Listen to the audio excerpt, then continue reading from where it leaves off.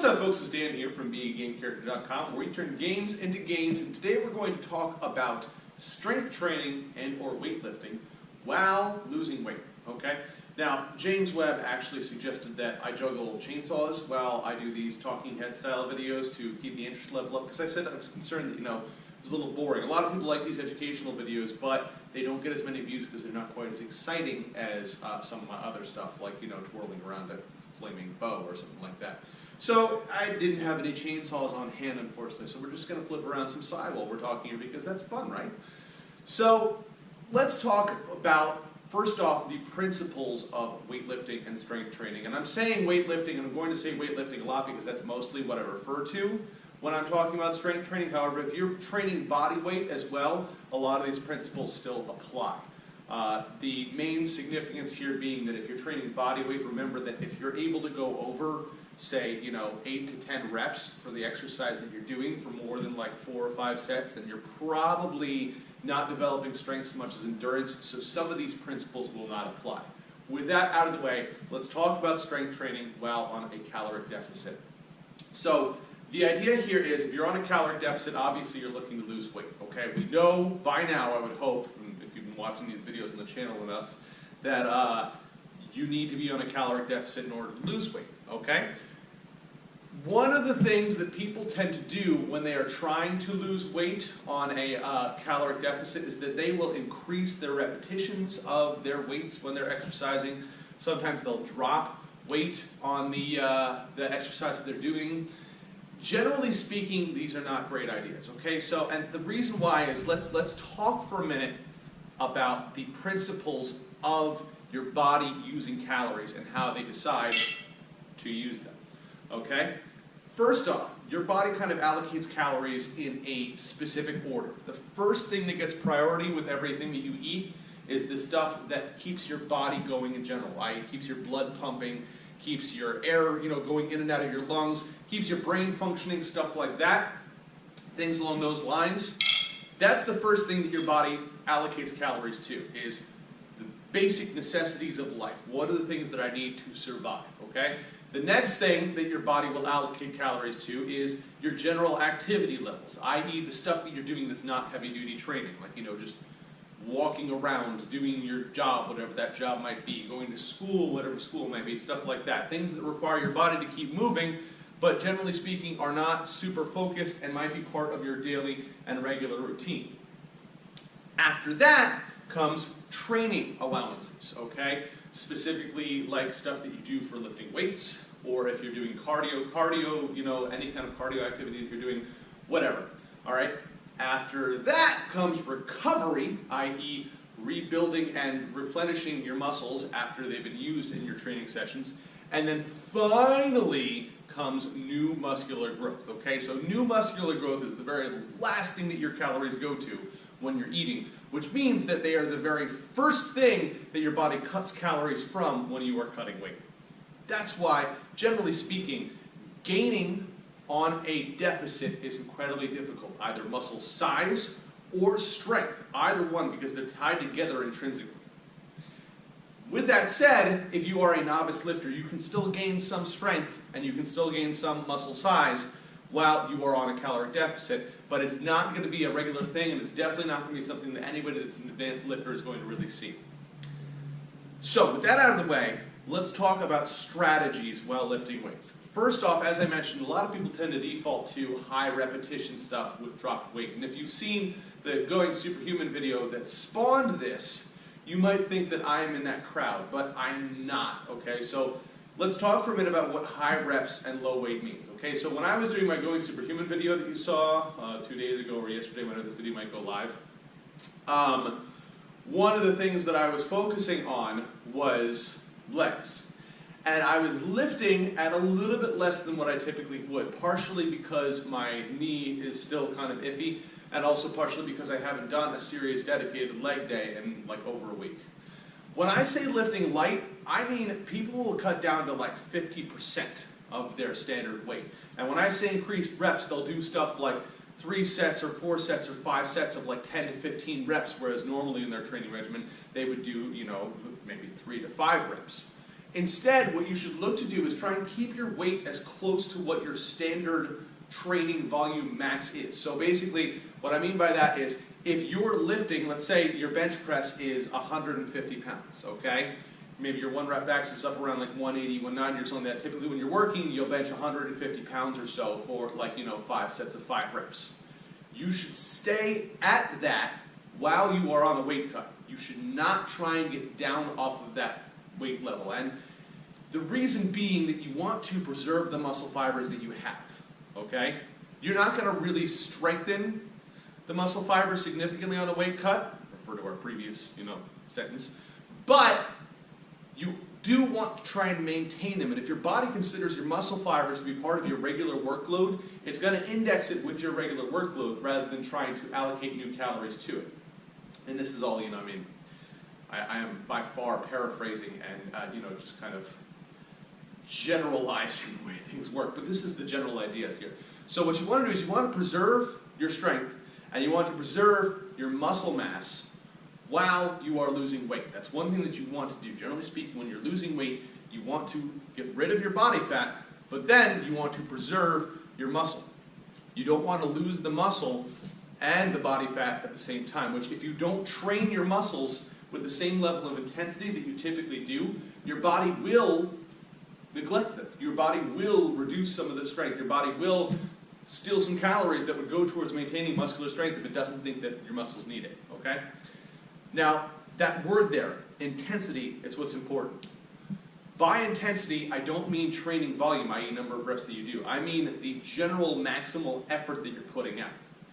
So, increasing your reps does not increase your intensity.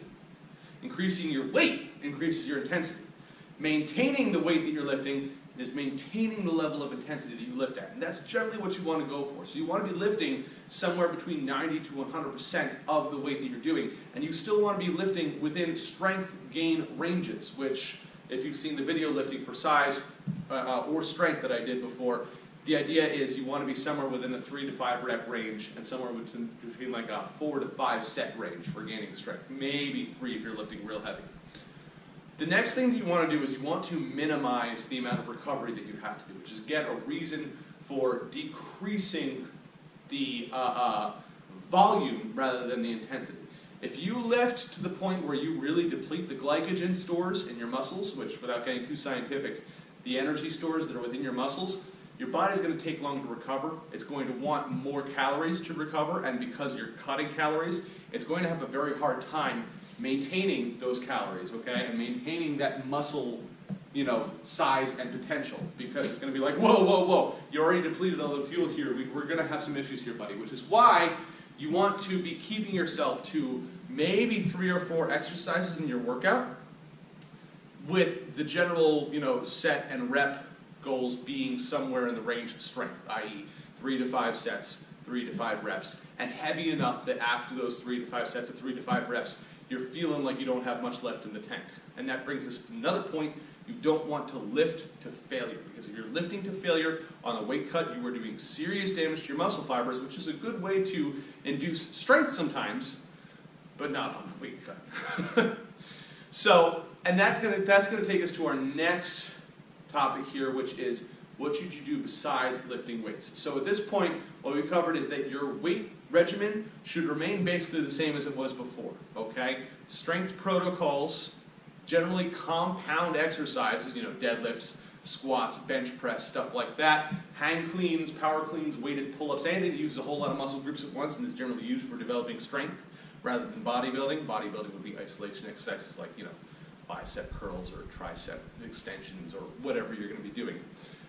So, besides that weightlifting, what should you be doing when you're on a weight cut? And the answer is low, steady state cardio. Or, if you can't do that, high intensity but low impact interval cardio, okay? Low steady state cardio is something that does not leave you feeling depleted when you're done, and that you do for at least half an hour, but preferably 45 minutes, okay? Even an hour. Low steady state cardio is not riding your mountain bike for an hour and getting to the end of that going, oh man, my legs are, I'm done. That's not low steady state cardio. It's decent for burning calories, however, your goal is not necessarily to burn calories. That's what your caloric deficit is already going to do for you. Your goal is just to induce muscular activity without inducing muscular fatigue and high recovery. So what you want to do is you want to do something like, say, go for a walk for 45 minutes. Generally speaking, most of us can walk, and not everybody, but most of us can go for a walk for 45 minutes without a huge amount of recovery time necessary for it, okay? Our bodies are built for it. Chances are most of us spend at least 45 minutes a day walking, usually not in one clip, but something like that. Walking is one of the best things that you can do, okay? Other things, leisurely bike ride. Go for a chill bike ride. Go for a road ride. Go out for 45 minutes or an hour, and generally speaking, just go have some fun, okay? Don't worry about pushing yourself or going at a pace that really taxes you. Just worry about going out there and lifting, and riding rather, at a rate that you just kind of chill out. Swimming, generally speaking, is almost always a moderate intensity, which is what we want to steer clear of. But if you're in really good shape for swimming, swimming could also be a moderate intensity workout for you. Or if you do a leisurely stroke, like maybe like a chill, like backstroke or something like that, something that doesn't take too much out of you.